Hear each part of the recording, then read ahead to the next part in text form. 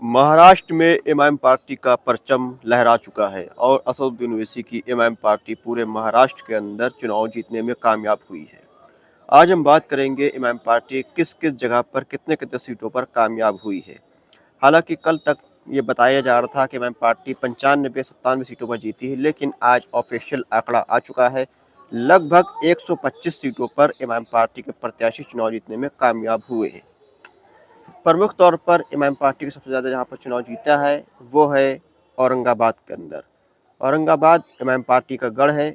औरंगाबाद में इमाम पार्टी का विधायक भी जीत चुका है और सांसद भी जीत चुका है। इस बार इमाम पार्टी ने औरंगाबाद के अंदर 33 सीटों पर जीत हासिल करी है।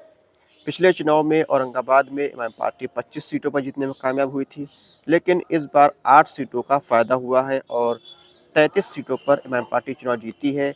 और कई सीटें ऐसी हैं जो बहुत कम कम अंतर से इमाम पार्टी चुनाव हार गई है। महज 48 सीटों पर इमाम ने औरंगाबाद में प्रत्याशी उतारे थे, जिसमें से 33 सीटों पर जीत हासिल हुई है। वही बात करें दूसरी जगह तो वह है मालेगांव। मालेगांव के अंदर भी इमाम पार्टी का प्रदर्शन काफ़ी अच्छा रहा है और मालेगांव के अंदर 21 सीटों पर इमाम पार्टी को जीत मिली है। पिछले चुनाव में इमाम पार्टी को 7 सीटों पर मालेगांव में जीत मिली थी। इस बार 15 सीटों का फ़ायदा हुआ है मालेगांव में और मालेगांव के अंदर इमाम पार्टी 21 सीटों के साथ दूसरी सबसे बड़ी पार्टी बन गई है। अमरावती के अंदर भी इमाम पार्टी 15 सीटों पर चुनाव जीतने में कामयाब हुई है। पिछले चुनाव में इमाम पार्टी ने 10 सीटों पर चुनाव जीता था, लेकिन इस बार 5 सीटों का फ़ायदा अमरावती में भी हुआ है। उसके बाद नांदेड़ के अंदर इमाम पार्टी को सबसे बड़ी जीत मिली है। 14 सीटों पर इमाम पार्टी नांदेड़ में जीती है। पिछले चुनाव में इमाम पार्टी का खाता नहीं खुला था नांदेड़ से, लेकिन इस बार इमाम पार्टी 14 सीटों पर चुनाव जीतने में कामयाब रही और कई सीटें ऐसी थी जहां पर बहुत कम अंतरों से इमाम पार्टी ने चुनाव में हार का सामना करना पड़ा। तो वहीं इसके अलावा सोलापुर में इमाम पार्टी 8 सीटों पर कामयाब हुई है। हालांकि पिछले बार यहां पर 9 सीटों पर इमाम पार्टी को जीत मिली थी। इस बार 1 सीट का नुकसान हुआ है, लेकिन 8 सीटों पर इमाम पार्टी चुनाव जीती है। उसके अलावा धुले की बात करें, धुले के अंदर 10 सीटों पर इमाम पार्टी चुनाव जीती है। धुले से 2019 में इमाम पार्टी का विधायक जीता था। 2024 के चुनाव में विधायक चुनाव में हार गए थे और वो पार्टी बदलकर अजीत पवार की पार्टी में चले गए थे। उसके बाद लोगों का कहना था कि धुले से इमाम पार्टी खत्म हो गई है, लेकिन चुनाव का नतीजा आया, इमाम पार्टी 10 सीटों पर चुनाव जीतने में कामयाब रही, जो कि पिछले बार इमाम पार्टी महज 4 सीटों पर जीती थी। इस बार 6 सीटों का फायदा धुले में हुआ है। इसके अलावा इमाम पार्टी बीएमसी के इलाके में भी 8 सीटों पर चुनाव जीतने में कामयाब हुई है। खास तौर से मान खुद शिवाजी नगर के अंदर, जहां पर अबू आसिम आजमी और समाजवादी का गढ़ हुआ करता था, उस जगह भी इमाम पार्टी को 6 सीटों पर जीत मिली है। इसके अलावा 2 सीटें और हैं जो बीएमसी के इलाके में आती हैं। इमाम पार्टी को 8 सीटों पर जीत मिली है।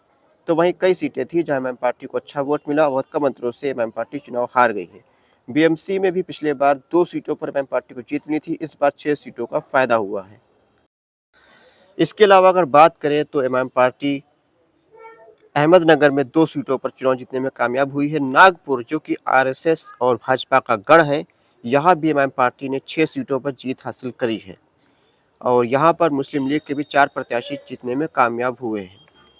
इसके अलावा एक आध सीटें अलग अलग छिंदवाड़ वगैरह में इमाम पार्टी चुनाव जीती है। तो कुल मिलाकर इमाम पार्टी जो चुनाव जीती है वो 125 के आसपास सीटें चुनाव में जीतने में कामयाब हुई है। और अब ये चुनाव जीतने के बाद सत्ता पक्ष हो या फिर विपक्ष हो, भाजपा हो या कांग्रेस हो, सबके पेट में दर्द होना शुरू हो चुका है। एकनाथ शिंदे, जो कि मुख्यमंत्री रह चुके हैं, महाराष्ट्र के शिवसेना के नेता हैं, डिप्टी सीएम है इस वक्त, उनका कहना है कि इमाम पार्टी देश के लिए खतरा है। तो वहीं कांग्रेस और बाकी लोग इमाम पार्टी को भाजपा का एजेंट बता रहे हैं और भाजपा की जीत के पीछे इमाम पार्टी का हाथ बता रहे हैं। लेकिन इमाम पार्टी की जो लोकप्रियता है वो काफ़ी बड़ी है। बिहार में भी इमाम पार्टी को जब 5 सीटों पर कामयाबी मिली थी, उस वक्त भी ऐसे ही इल्ज़ामात लगाए गए थे। अब महाराष्ट्र में इमाम पार्टी को 125 सीटों पर जीत मिली है, तब भी इमाम पार्टी पर आरोप लगाए जा रहे हैं। अब देखना होगा कि इमाम पार्टी आने वाले जो कुछ चुनाव हैं, जैसे कि गुजरात में निकाय का चुनाव होना है, उत्तर प्रदेश में पंचायत का चुनाव होना है, हैदराबाद का कॉर्पोरेशन का चुनाव होना है, इनमें इमाम पार्टी कितनी बड़ी कामयाबी हासिल करती है। आप सबको वीडियो कैसी लगी कमेंट बॉक्स में ज़रूर बताएं।